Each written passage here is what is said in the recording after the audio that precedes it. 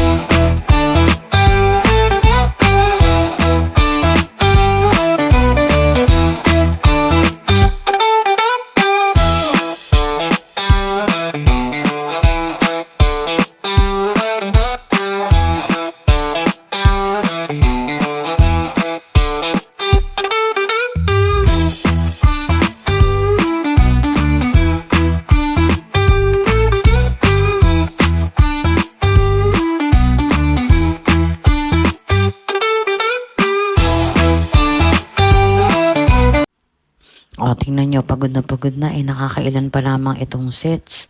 At kita nyo naman din itong si LO. Talagang nakikialam pa ng cellphone. Alam nyo kung bakit yan kinukuha. Dahil daw siya ay manonood ng Wheels on the Bus. Siya, kainaman na nga yan Kaya naman ang Nanay Joanne, to the rescue at hinatid ulit sa kanilang upuan para naman manonood na lang sila sa nanay habang ako ay naghihintay ulit ng another set ng aking exercise dahil naka-rest time nga yan ng mga moment na yan. Eto na, simula na ulit.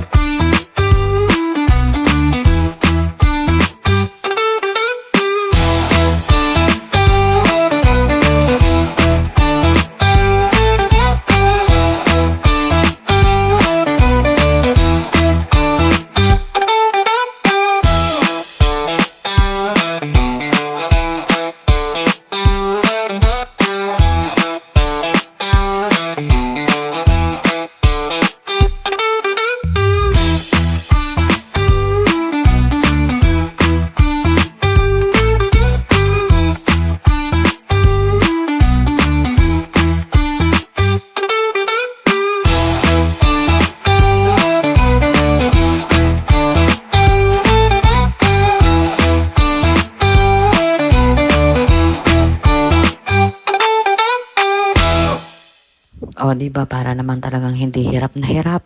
O, sadyang hirap na hirap talaga yung tingnan doon sa aming video. Oh, napakagaling talaga. Pero kaya mo yan, girl.